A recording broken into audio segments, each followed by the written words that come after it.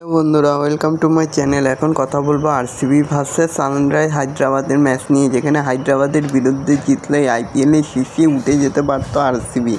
গুজরাটের সঙ্গে শীর্ষস্থানের লড়াই এগিয়ে থাকতে পারত।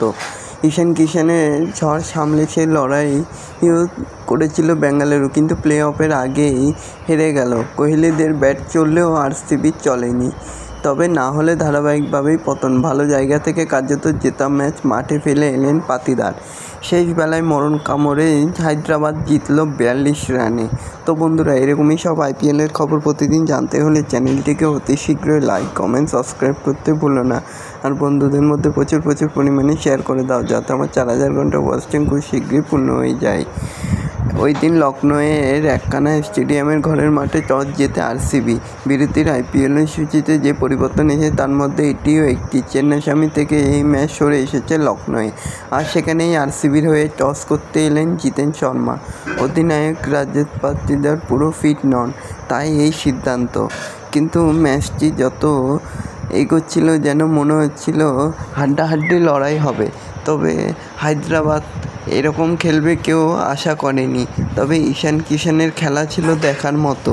ঈশান কিষানের ঝড়ো ব্যাটিংয়েই আরসিবি হেরে যেতে হলো।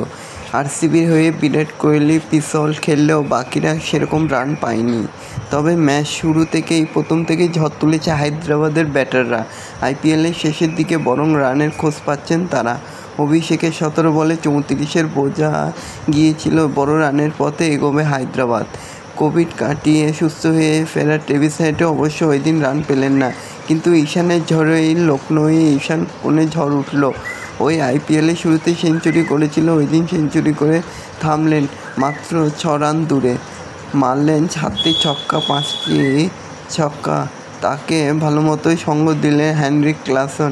13 বলে 24, অনিকেত বর্মা 9 বলে 26। মূলত ঈশানের কাঁধে ভর করে 231 রান করে সানরাইজ হায়দ্রাবাদ। রোমান ইশাফের 2 উইকেট ছাড়া আরসিবির বাকি বোলারদের পারফরমেন্স আলাদা করে বলার মতো নয়। তবে বিরাট কোহলি আউট হওয়ার পর থেকেই পিছল যতক্ষণ ছিল রান হচ্ছিল, তারপর থেকে যেন রানটা কোথায় থেমে যাচ্ছিল। তবে আরসিবি যদি এই ম্যাচটি জিততে পারত তাহলে ভালো জায়গায় চলে যেত।